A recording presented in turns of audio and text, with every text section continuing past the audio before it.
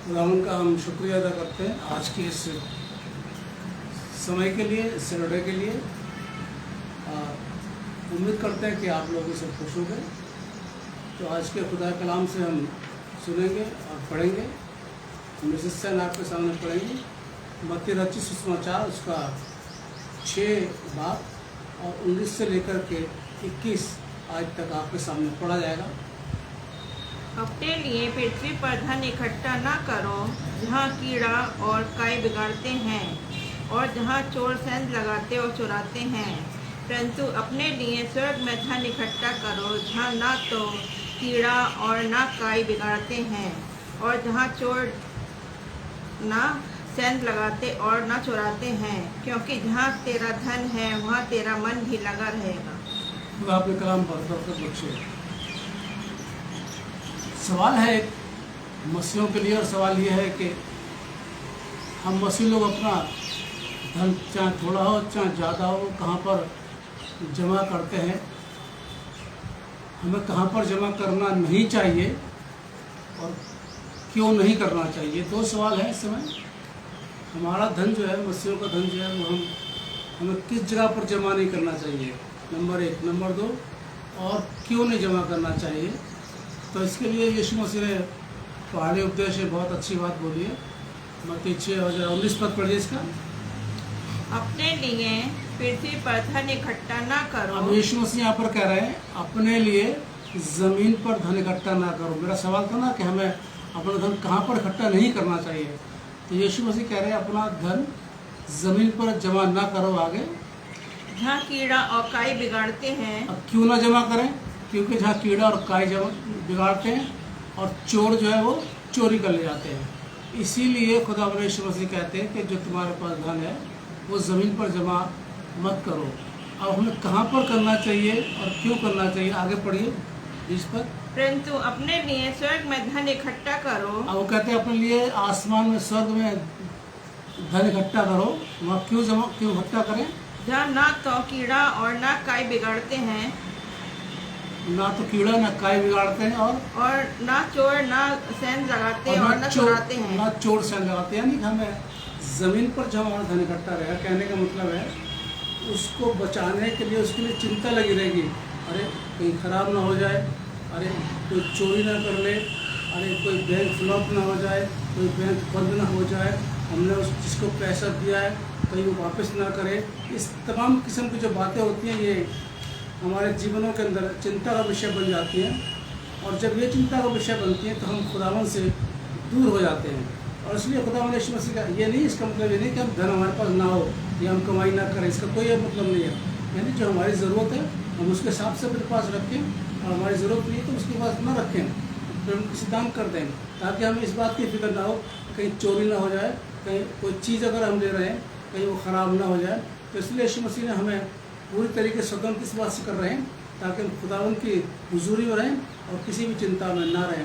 अगर हमारा धन आसमान में रहेगा, स्वर्ग में रहेगा, यानी जो हमारे खुदावन की बातें हैं, वचन की कलाम की बातें हैं, अच्छाइयाँ हैं, ये सारी बातें, ये सारे दौलत जो हमारे पास है, तो दौलत अगर हमारी स्वर्ग में रहेगी तो कोई डर नहीं होगा, क्योंकि वहाँ बिल्कुल सेफ़ है।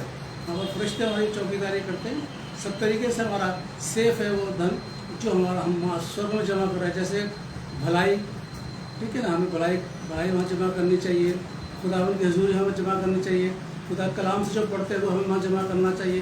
ये सब कुछ हम जब वहाँ जमा करेंगे तो हमें चिंता की ज़रूरत नहीं होगी। जब चिंता की ज़रूरत नहीं होगी तो हम फ्री होकर के खुदावंद की हजूरी में अपना समय बिता सकते हैं। अब एक चीज़ उसका नतीजा और बताया गया, जरा पद 20 पढ़िए। परंतु अपने लिए 21 पद इसका, क्योंकि जहाँ तेरा धन है। यीशु से कह रहे हैं भाई देख, जहाँ पर तेरा धन है, अगर तेरा धन ज़मीन पर रहेगा तो तेरा ध्यान ज़मीन पर रहेगा, धन की तरफ रहेगा, और वहाँ तेरा मन भी लगा रहेगा। मन भी लगा रहेगा, ठीक है। अगर ज़मीन पर हमारा धन रहेगा तो हमारा मन वहीं लगा रहेगा, और अगर स्वर्ग में हमारा धन रहेगा तो हमारा मन स्वर्ग की बातों में लगा रहेगा, ना कि दुनियावी बातों में लगा रहेगा।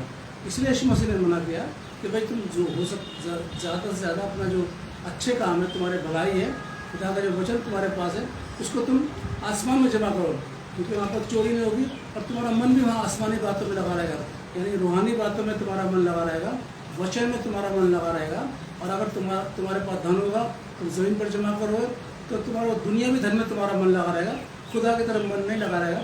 इसलिए यीशु मसीह मना करे। ये नहीं कह रहे कि तुम्हें धन कमाना नहीं है या तुम्हारे पास पैसा नहीं होना चाहिए, ऐसी कोई बात नहीं है।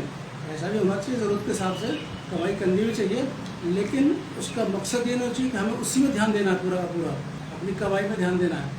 बाकी रूहानी बातों में छोड़ दें, हम दुनियावी बातों में लग गए और रूहानी बातों को छोड़ दें। खुदा ने इसलिए कह रहे हैं कि भाई तुम आसमान में अपना धन इकट्ठा करो, ताकि तुम्हारा मन जो है, दिल दिमाग जो है वो आसमानी बातों में, रूहानी बातों में लगा रहे, संसारिक बातों में ना लगाए। और इसलिए पौलुस ने भी कुलुस्सियों को बहुत अच्छा बोला। कुलुस्सियों उसका 3 वहाँ उसका 1 और 2 पद जरा पढ़िए। अतः जब तुम मसीह के साथ जलाए गए। अब कुलुस्सियों में पौलुस से आपको दर्शाते हैं कि तुम जब यीशु मसीह के साथ जलाए गए, यानी हम लोग जो यीशु मसीह के साथ जलाए गए हैं, तो स्वर्गीय वस्तुओं की खोज में रहो। तो हम आसमानी वस्तु की खोज में रहें, हम रूहानी वस्तु की खोज में रहें, ना कि हम दुनिया की वस्तु की खोज में रहें। तो हम यीशु मसीह की खोज में रहें, हम खुदा की खोज में रहें, हम खुदा के कलाम की खोज में रहें, ना कि दुनिया की बातों में अपना खोज में रह करके अपना समय बर्बाद करें। क्योंकि हमारा धन स्वर्ग में जमा है, तो हमारे मन स्वर्ग में रहेगा।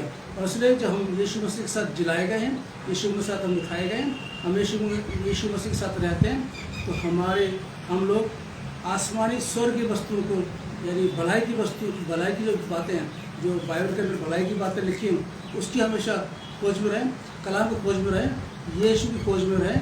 और ये नहीं कि यीशु मसीह में जो आशीष छुपी हुई है उसकी खोज करें, नहीं, बल्कि यीशु मसीह खोज में रहें और खुदा की खोज में रहें, क्योंकि हम यीशु मसीह के साथ जिलाए गए। आगे जहाँ मसीह विद्वान है और परमेश्वर के दाहिनी ओर बैठा है, वहाँ पर यीशु मसीह है और खुदा के दाहिने हाथ बैठा, हम सब जानते हैं। आगे पृथ्वी पर की नहीं, परंतु स्वर्गीय वस्तुओं पर ध्यान लगाओ।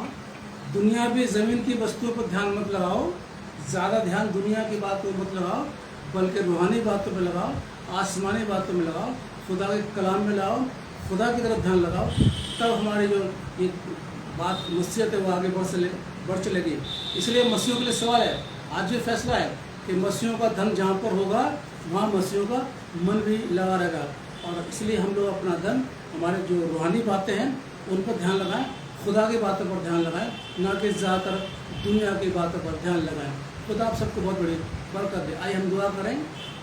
खुदा में हम आपका शुक्रिया अदा करते हैं आज के कलाम के लिए जो आपने हमको दिया। हमने बहुत दिया, हम चाहते कि बढ़े, इसमें हमारी मर्जी नहीं बल्कि आपकी मर्जी पूरी हो। और जितनों ने आज का कलाम सुना है उन सबको आप बहुत बड़ी बरकत देना। जो बीमार हैं उनको आप चंगाई देना, जो बेरोजगार हैं उनको रोजगार देना, जो कष्ट में उनके कष्टों को आप दूर करना, सबको तसल्ली देना, शांति देना और सफलता देना। खुदा यीशु मसीह के नाम से मांगते हैं, आमीन। शुक्रिया। और अगर खुदा ने ज़िंदगी दी तो अगले रविवार को हम लोग फिर मिलेंगे। तब तक के लिए अगले सैटरडे को हम फिर मिलेंगे। तब तक के लिए खुदा हाफिज़।